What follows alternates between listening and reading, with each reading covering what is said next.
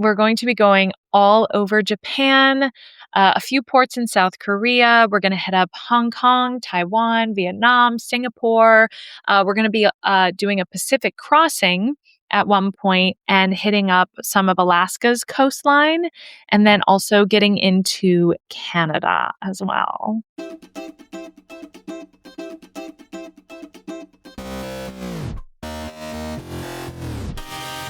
Hey y'all. I'm Soph. And I'm Nat. And we're the Travel Brats. Welcome to our podcast. We've been putting the brat in travel since 2020. And we're just getting started. From hidden gems to world-class travel, we've been sharing hot and not destinations from a bird's eye view and a party of two. So what's on the itinerary today?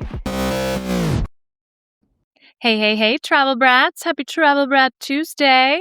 It's Soph. And Nat. Coming to you from the studio. And guys, today I am so excited. I've been waiting to talk about this with Natalie. Today, Natalie is going to be unwrapping her excellent upcoming adventure on the cruise ship Seabourn Encore. She's going to be setting sail. She's going to a ton of places around the world. And she's going to share it all with us today. Natalie, I'm so excited. Yeah, I'm excited too. I can't believe it. It's actually happening very, very soon. And by the time this episode airs, I will be in rehearsals. So that's why we're doing the episode a little bit earlier before I start my contract. But I wanted to tell you guys a little bit about, obviously, the contract. Sophia said I will be sailing on the Seabourn Encore, and I will talk more about that later. But I thought it might interest you guys to know how actors get these jobs and a little bit about what it is like to actually get hired by a cruise line. Now, actors like myself, we are auditioning for all sorts of things at all sorts of times of the year, for professional theaters, for Broadway, for tours, both international and domestic Broadway tours, as well as off-Broadway tours, and then also for cruise lines. And there are a lot of different cruise lines that you may be super familiar with. In fact, probably most of you are not familiar with Seabourn. I was not familiar with Seabourn. It's a part of the Holland America, and I think it's connected to Princess as well. So again, I'll tell you more about the actual boat and all of that. But this particular production company, Belinda King Creative Productions, Belinda is a woman who hires professional singers, professional entertainers, and performers for a lot of different cruise lines. And I had been auditioning for, again, so many different cruise lines: Norwegian, Royal Caribbean, Princess, Celebrity, Seabourn. I mean, all of these different ones I've sent in at different times over the last couple years. And a lot of times I would get a call back, which would be exciting. And they would be like, hey, we want to see these songs. And you'd send in a couple songs. And more often than not, the next step was to come to either New York City, Miami, Seattle, or London to do the in-person audition based on if they liked your callback. But of course, you have to be available during these times. And over the last couple of years, I have been very fortunate to have a lot of theater work, and I have also been traveling a lot. Hello, as a travel brat, I have to keep my travel up. And the unfortunate thing about that, though, is that I was never available to be in person for any auditions. And so I kept getting cut short with my ability to get on a boat. And, these cruise lines, these are great contracts. For the most part, they're really, really great. Some of them, like Norwegian and Royal Caribbean, obviously are massive boats, thousands of people, like 5,000 to 6,000 people on a boat at any given time. And they're doing bigger shows like Wizard of Oz. They're doing Hairspray, Grease, like shows that we as actors call booked shows. A proper musicale. Yes. But then they'll also have shows that were created for the boat that are like mini musicals or concerts or cabarets or different things like that. And what Seabourn does specifically, and I think most elite luxury cruise lines will do this, where it's more of a concert cabaret style performance, which I love doing. My fiance and I, as you know, Matt, we have been doing a lot of different cabarets over the last couple of years, and we have directed, produced, performed in them ourselves. And it's been a really fun venture, not to say away from acting, because acting is my first love. I am an actor first. That's what I always say. But singing has become even more important to me and even more of a love of my life. And I would say that for me, being the actor that I am, what I love about singing and getting to do musicals as an actor is that it's storytelling. Mm. Even if you're singing a pop song, you're still telling a story. And so if I am able to act a song, tell the story of the song, that to me is even more of an asset than someone who, there are a lot of people that have beautiful voices, and I don't want to knock them because, oh my gosh, this world is full of amazing singers. But sometimes someone will sing really beautifully, but there's nothing going on in the eyes. They're Mm. not telling the story with their physicality. And I'm not talking about like schmacting, like doing too much. Obviously, there's a line of being able to tell a story and act through a song. And then when you notice someone acting their face off and what I call schmacting, just doing the most. You're like, okay, that's not great.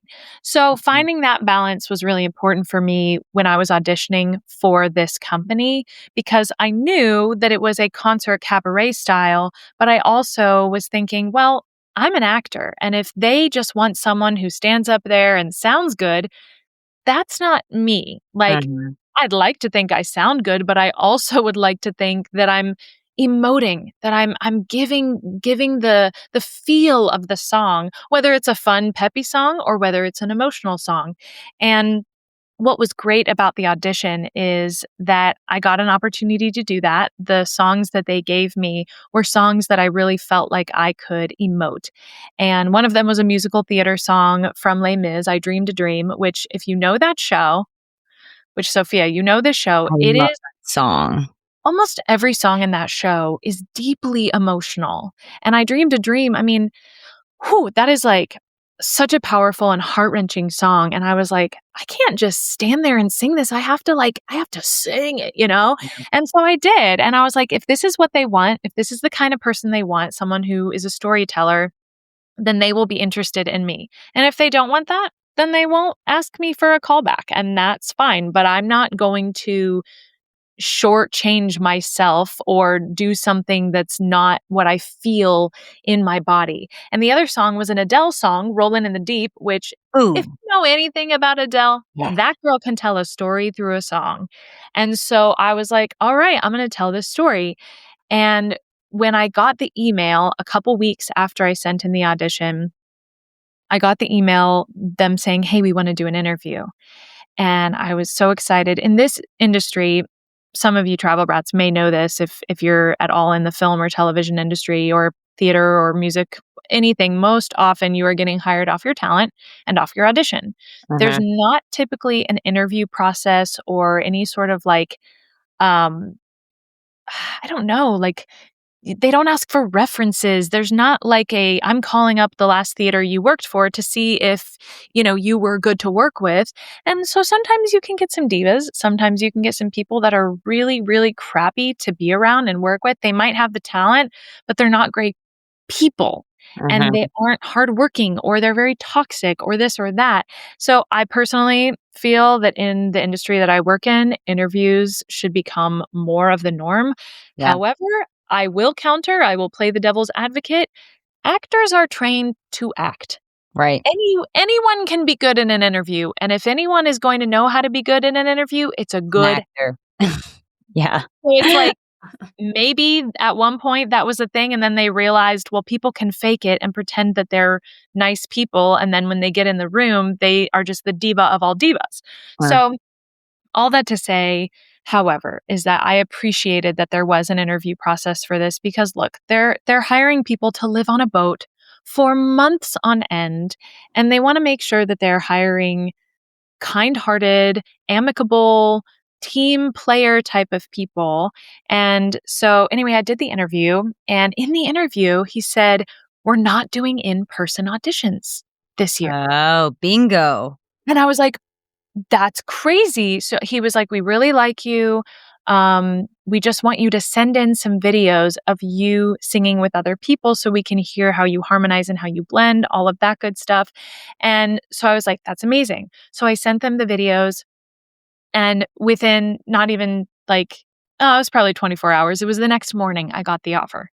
Wow. So it was really, really wild. And so within the same week that I got engaged, Aw. I got this offer, and thankfully Matt has been so supportive. My family has been so supportive. All my friends, everyone has just been so excited for me, and this opportunity is pretty unbelievable. As a travel brat, I will tell you, I can't wait to dive into the itinerary, y'all, because it is unbelievable. But yeah, so the production company is who hires the performers, and then they choose which performers will go on which boats. And the boat that I'm on is called the Seabourn Encore, and we are called the Seabourn Six. So it's 3 guys, 3 girls, 2 singer dancers, and 4 just singers. And so we have about 7 different shows that we're going to be learning while we're in rehearsal. So it's a lot of material, but it's a mixture of group numbers, duets, solos, trios, all these different things. Some involve movement. Obviously, I'm not one of the dancer hires. I'm just a singer hire. So I will be moving and stuff, but I won't be like doing any crazy dancing or anything. But at some moments, there will be the 4 singers and then the 2 dancers doing dancing around us and things like that.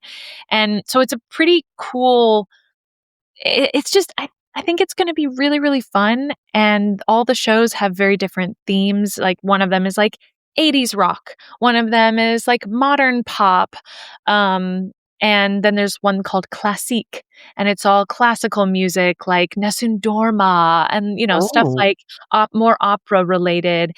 And so I think it's just going to be really fun for me to dive deeper into my artistry as a singer Yeah. and to hone in on those skills, challenge myself vocally, and to do these shows. Yeah. Oh, Natalie, I'm so excited for you. I think when I heard about this, it was like, wow. And again, guys, I don't know if you've heard this. We kept joking that Natalie had like the best start to the year that literally was humanly possible with getting engaged and getting her dream contract here. Meanwhile, Soph was falling down the stairs on like the first day of the year and getting a giant bruise that is still on my butt. Let me remind you guys, it is still there. But so anyway, no. All Sophia aside, I am so excited for Natalie, and not just for Travel Brats, like we've talked about in a couple previous episodes, you guys. She's so talented. And just the fact, Natalie, that you're going to get to use that. I think, like, I fell in love with your talent when I first met you, because some of the first things I saw you perform in were like of this kind of genre where you were singing and acting. And there's just some songs I've heard you sing, from, some Gershwin songs to literally the song from Hamilton, Burn. And I just you guys, if you have not looked up a YouTube video of Natalie singing some of these songs, again, she's just a phenomenal actor. So it really brings a lot, like she was talking about, more to the song. So anyway, Natalie, I just think it's going to be so fun for you and for the travel side, but also for your career. And I want to dive a little bit more into what Seabourn is all about. We know it's a luxury cruise line, but tell us a little bit more about like how big the ships are, etc. Yeah. So I kind of, hinted at the fact that it's a luxury cruise line, I said luxury, but I hinted at the fact that it wasn't as big as boats like Norwegian or Royal or Carnival has. This is a boat, well, all of their boats are max, I think, 650. Wow. Encore is 600. So at any given point, there will only be at most like 600 people on this boat, which is Awesome. significantly smaller when you think of these boats that have thousands of people. So you're getting a very intimate and elite experience. Of course, luxury, as we've talked about in other episodes and with other people, and we'll talk about in future episodes as well, luxury can have different definitions, right? And so some people think of it in certain ways. I will say, though, when you think luxury, the thing that comes to mind is probably what this boat is, because it is the highest end. I mean, there are Michelin star restaurants, which we'll talk a little bit more about, like the food and things like that. But like every room has is like outward facing. I don't think that there are any inside rooms. I mean, it is unbelievable. These are yacht-like boats. So I mean, if you think of a yacht, like obviously it's a massive yacht that can fit 600 people. Because when I think of a yacht, I'm like, okay, max like 50 people on a yacht. So it's basically something in between that and these big, big cruise liners. But you see it compared to a cruise liner, it's so, so small. And the idea is that there's roughly the same number of crew to passengers. Wow. They really, between all of the people that take care of the rooms, between all the service staff members, from the captain and the people that are taking care of the boat to the performers, like, we are considered part of the crew as performers. But I will say it's pretty nice as performers. We get access to a lot of the perks. So my experience on the boat will also be considered a little bit more of a luxurious or elite experience as a performer that maybe I wouldn't get if I was on a boat like Norwegian or Royal or something like that. I get access to all of the restaurants. I get access to the spa and the gym and just all the different things that the passengers get access to. Of course, the passengers come first. So, like, I still have to kind of defer to them with all of these different things, but I'm able to socialize with them. And that, in fact, that's part of my job on the boat as the performer is to host different like social events. And there are times where passengers can pay to have dinners with the performers. And so we just get to like dress up and eat with the Cool. passengers and kind of schmooze and booze. And I'm like, oh, that sounds right up my alley. Wow, that all sounds amazing. Yes, this is definitely different. I mean, I honestly love how the cruise ship is basically set up to feel like a luxury yacht. I think that is just the coolest thing. I mean, the fact that they're all suites, but they have different kinds of suites. I was reading when you first told me about this, we looked up Seabourn Encore, my husband and I, and we were just sitting there like watching the video about it. And we were like, whoa, whoa. We like, whoa, look at that. They got penthouse suites, penthouse spa suites, signature suites, luxurious winter garden and grand winter garden suites, all the private verandas and spacious layouts. Like we were like, ooh. And then I remember us looking up too the amenities. I mean, this cruise ships have good amenities, but this is just like you said, you're so catered to from my dream, a walk-in closet in a room on a cruise ship to the showers and the tubs, the fully stocked bars, the interactive TVs, complimentary room service, 24-hour steward service. So 24-hour steward service is crazy. I think that's so cool that kind of part of your requirement is to hang out with the guests and like they can like get to know you and have dinner with you. That's so different. I mean, fancy like a hotel, guys, like a nice hotel and Yeah. on the water. I think this is a great way to do cruising because a lot of times I don't cruise because I just feel like it's kind of like a meh, like some of the cruise ships to me seem like a lower level, like all inclusive or something. But when you cruise some of those nice cruise lines, oh man, I don't know if there's a whole lot better way to do certain travel because it's just so relaxing. You can keep all your stuff on the cruise ship. I want to talk for a second about the eco side of it. Oh, is it an eco-friendly cruise ship? Because that's what I've heard. Yeah, that's what's interesting about it too, is that they incorporate energy efficient technologies and systems that aim to minimize environmental impact. Now, It's great. I love that because as we know, these kinds of ships can cause a lot of environmental impact. Yeah. But I think Seabourn tries to go above and beyond any regulatory requirements as far as that is concerned. And again, with it being a luxury and elite experience, these passengers are paying thousands of dollars to be this boat as with the other boats. And so the whole experience is meant to be extremely efficient. And as I said, that doesn't just go for the experience of the passengers themselves. It is also energy and eco efficient. So I love that. I mean, again, you can only do so much. You're still on a boat. It's still, there are still some things, but they are making efforts to do things that are as eco friendly as possible. Yeah, no, I think that's great. And I love the size of the ship. Now I'm going to ask you a bunch of questions about my favorite topic, always dining, food. What kind of dining options are there available? Because I've seen like caviar and stuff. Oh, yeah. No, this is like, as I said, Michelin star restaurants. I mean, they have partnered with so many different people that are really high end in the culinary world to create some amazing restaurants and dining venues. And again, lots of different boats within the seabourn world, and they all have very unique versions of not only the rooms themselves being so amazing and so beautiful, but also just what people can eat and have access to.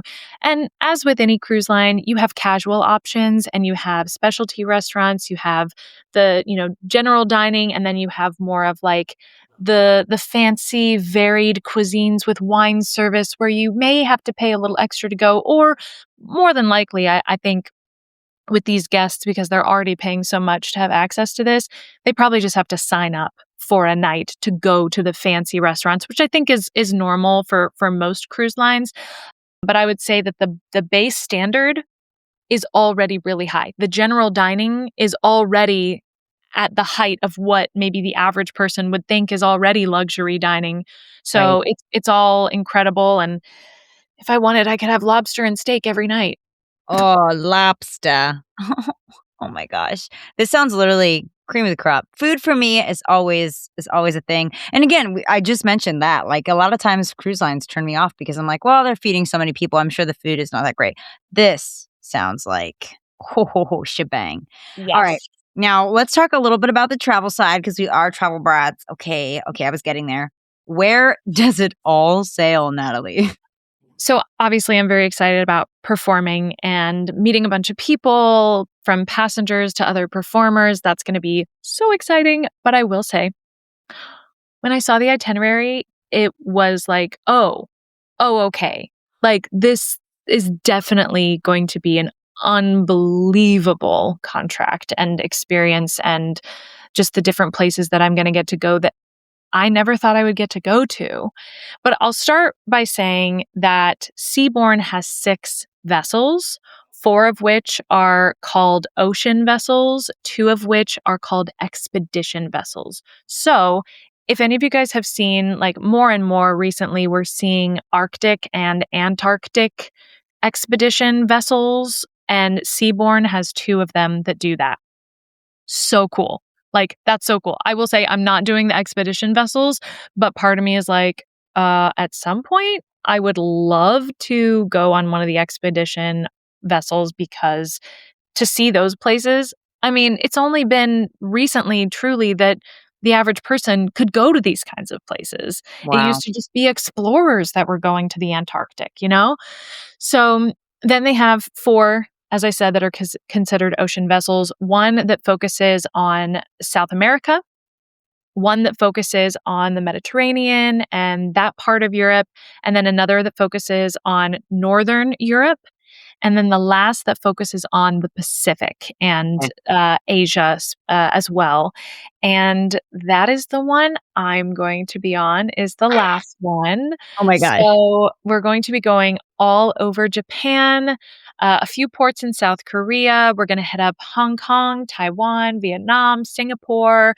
We're going to be doing a Pacific crossing at one point and hitting up some of Alaska's coastline, and then also getting into Canada as well. That is awesome. Oh my gosh. What a good range of Yeah. places. That is, and for like they're categorized, but for, the Pacific one, you get to do a lot, especially with Alaska and Canada. You're heading all the way over there.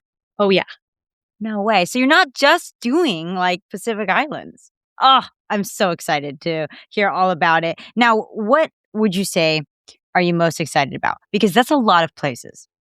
It is. Obviously, Japan and the parts of Asia that we will be visiting. I mean, they're going to be like, I don't even have words. And truly, it's going to be unlike anything I've ever done. So that kind of stands in its own genre of excitement for me.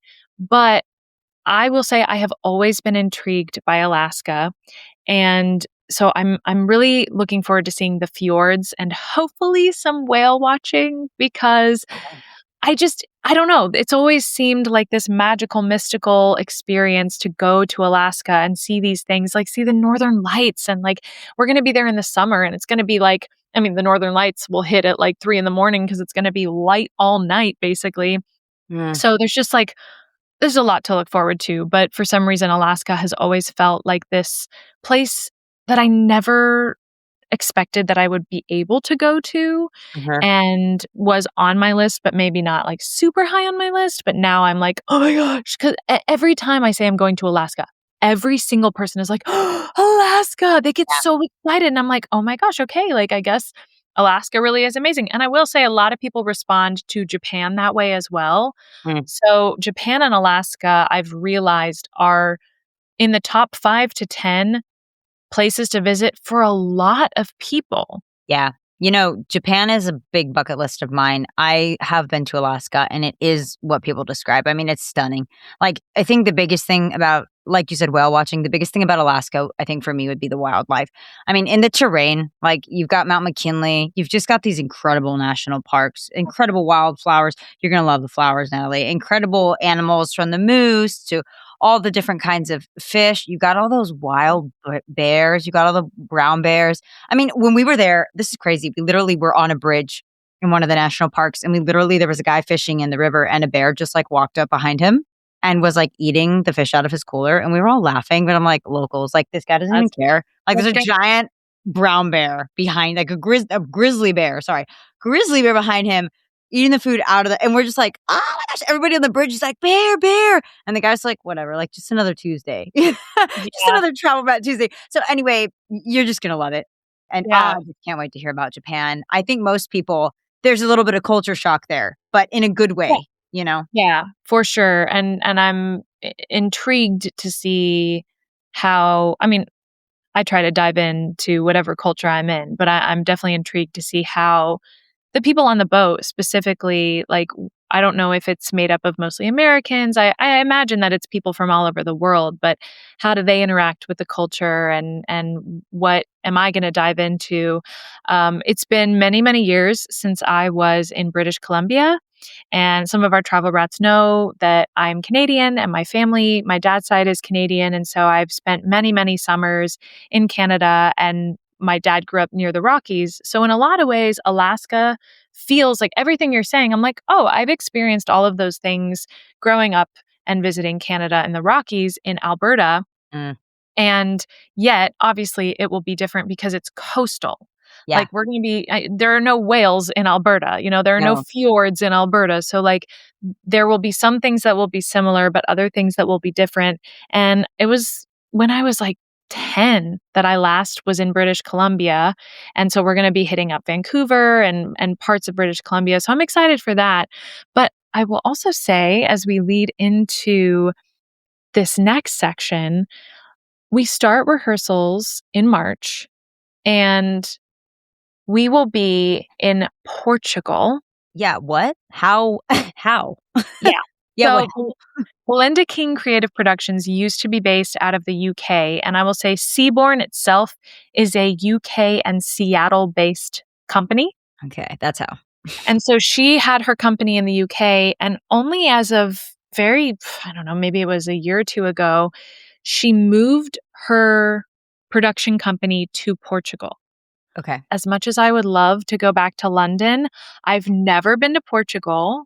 And we're going to be in Porto, Portugal uh, Ooh. for one whole month doing our rehearsal. Oh my gosh. Oh, poor you. Oh, it's not London. It's just Portugal. Portugal, I think it's funny because Japan is not underrated. Everybody talks about it. But I think, like you were talking about Canada, a lot of Canada is underrated.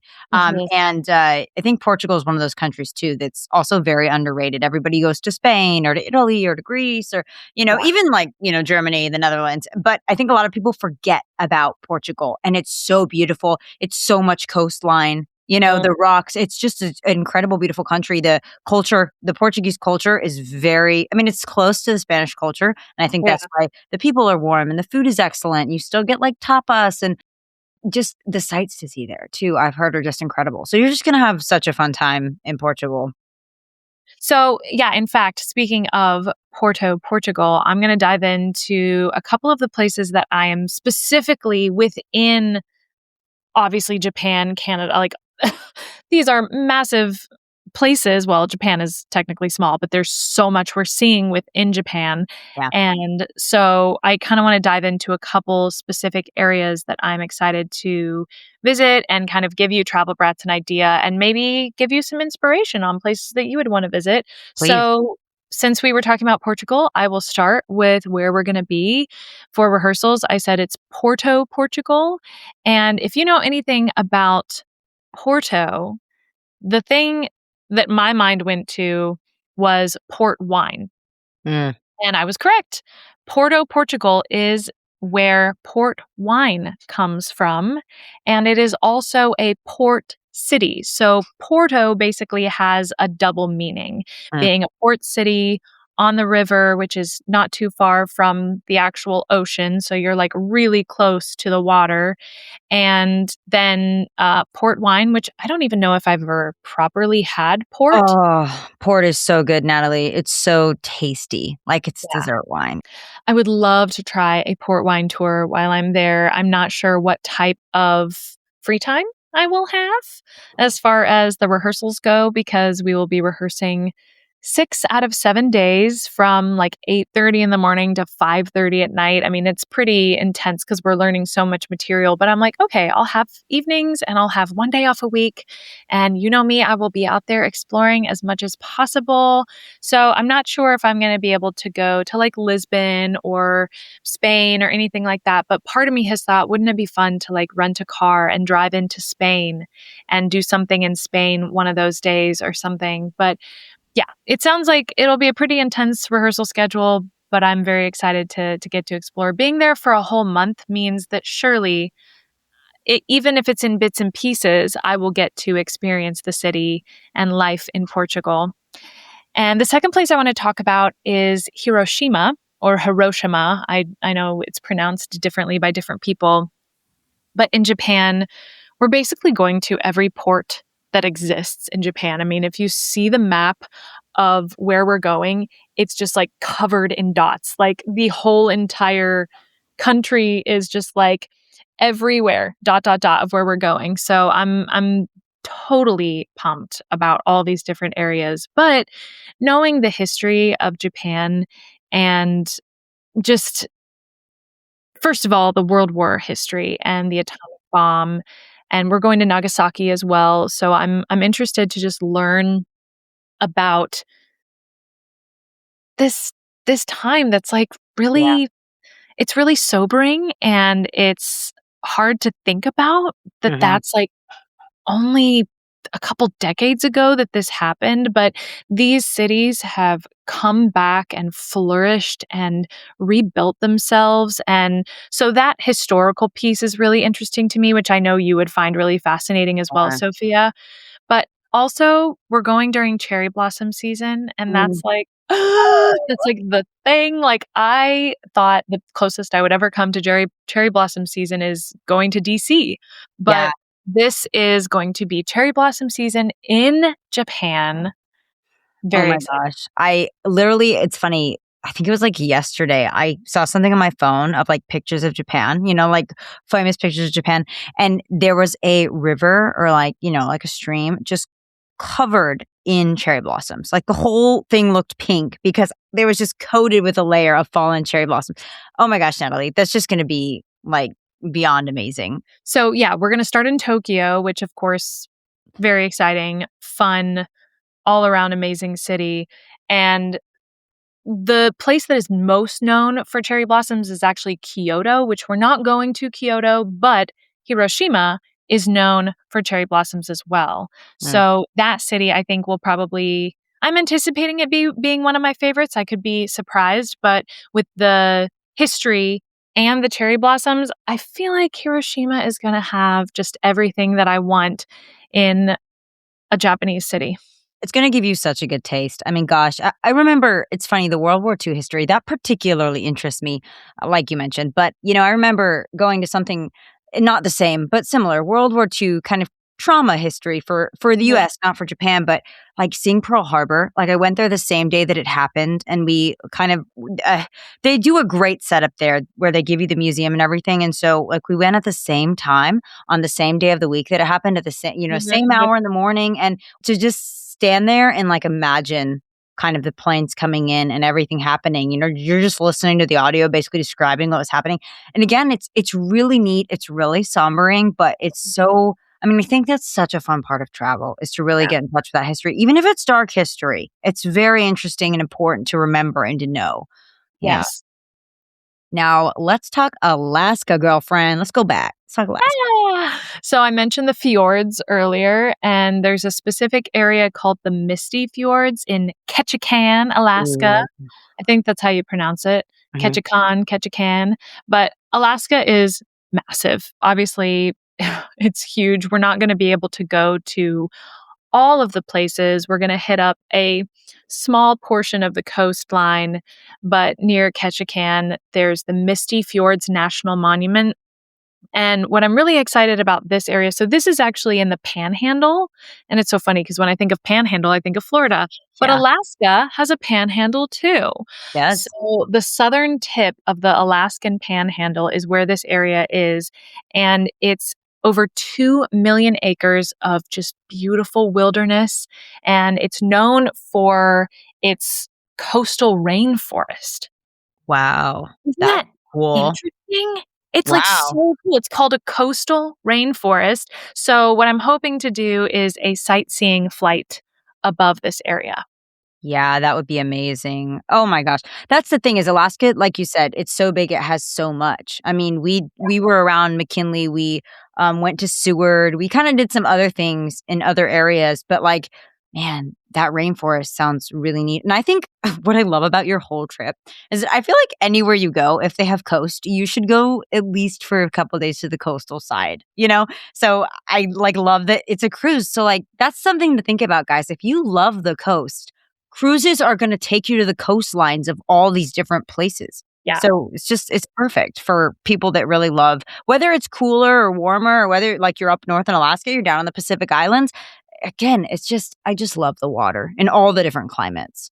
Yes. Now, let's talk Vietnam. Vietnam. Yeah. The last two spots I want to talk about are in Southeast Asia, which is where we will end the cruise. The end of the year, we will be in Southeast Asia. And there's a place called Da Nang, which, if any of you guys have ever seen Good Morning Vietnam, which if you haven't seen Good Morning Vietnam, it is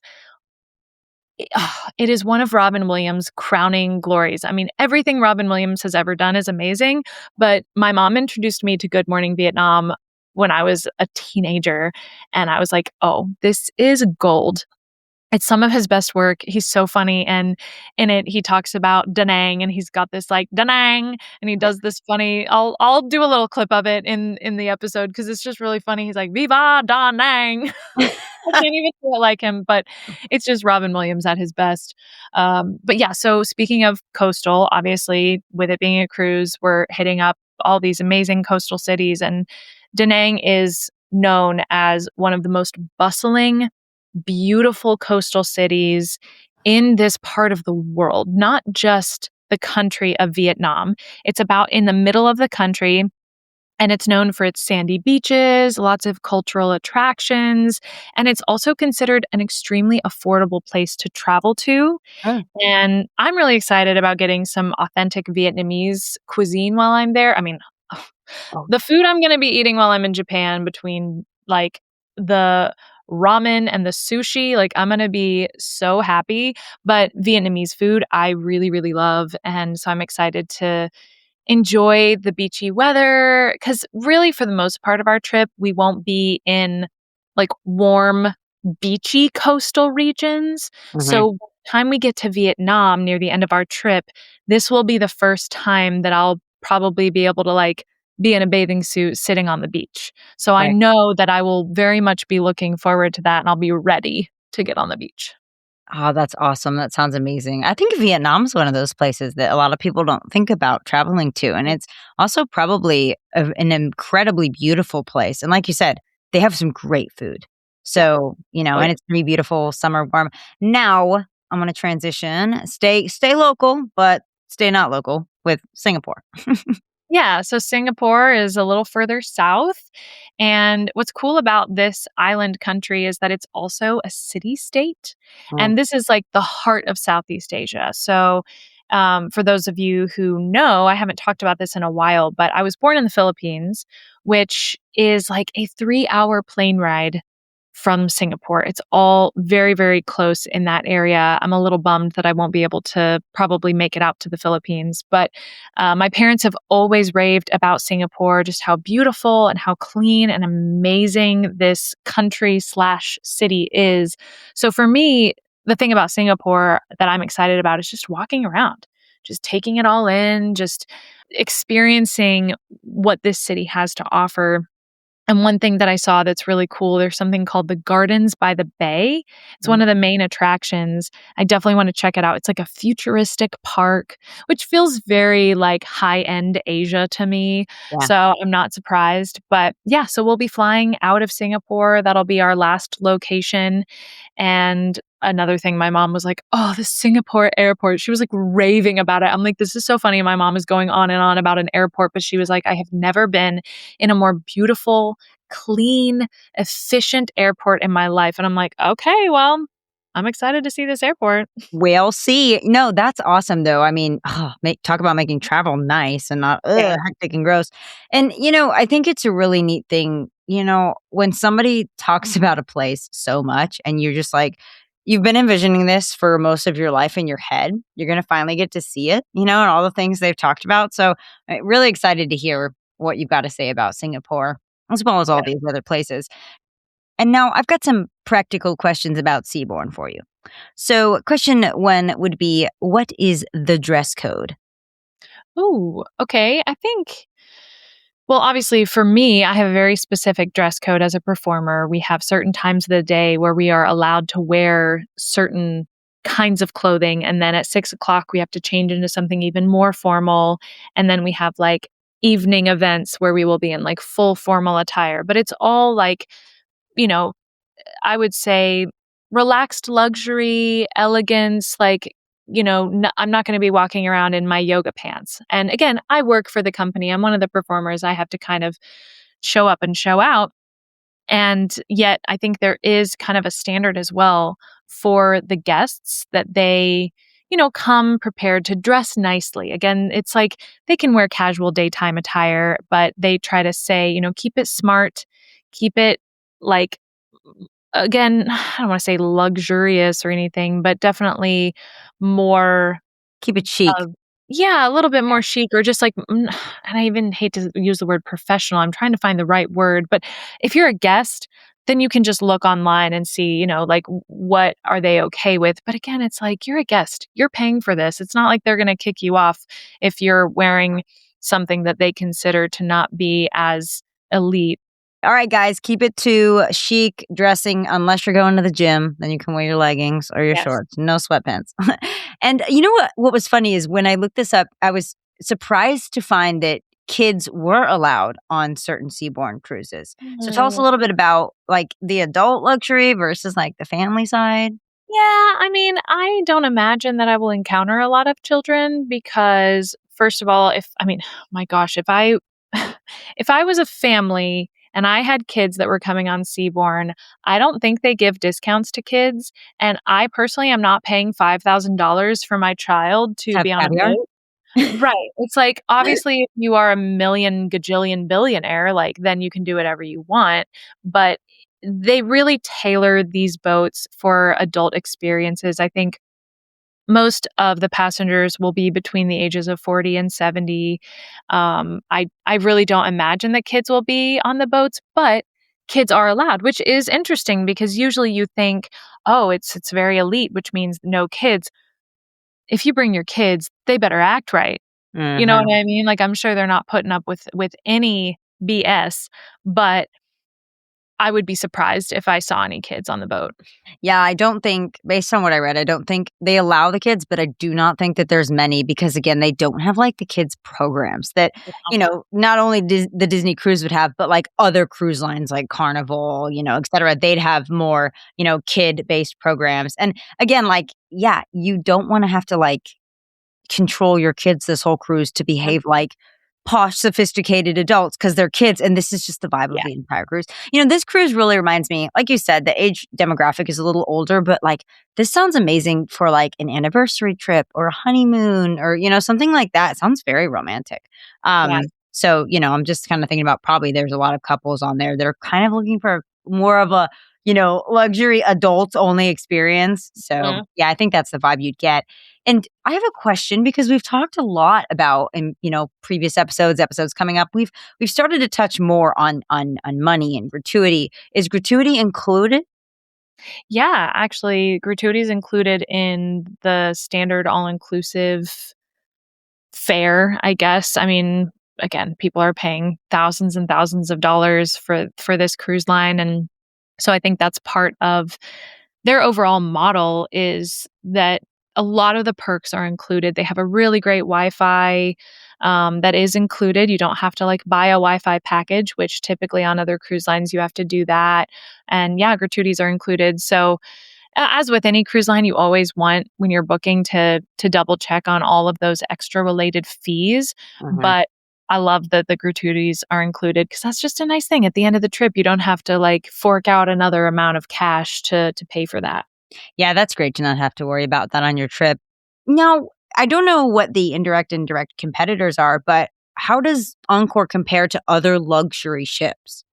I think just from what I've already said, but I'll say it again, like it is well known for having really high quality performance. I have been told in Fort Myers, it's a retirement community. I meet a lot of older people. I'm friends with a lot of older people. And as I've been telling people what I'm about to do, I've gotten a lot of responses of being like, oh, Seabourn, that's so great. Like everyone has said such positive things about it, from saying how good the entertainment is to also saying how good the service is and just how personalized it is. And then we talked about these suites. They're known for being very elegant, and the dining and just the intimacy of the ship. Like I think all of these are what passengers tend to praise. But, it's, I think all across the board, Seabourn seems to do a really amazing job. And all I've seen is really good reviews. Well, Nat, thank you so much for sharing all about Seabourn Encore with us. We are so excited for you, and we can't wait to follow your adventures on the Seabourn Encore ship. Guys, to learn more about Seabourn and the Encore ship, check out our blog at thetravelbrats.com and send us any questions at thetravelbrats@gmail.com. Follow us on our socials to follow Nat's Seabourn Encore adventures. And guys, we will catch you on the next Travel Brat Tuesday. Bye, guys.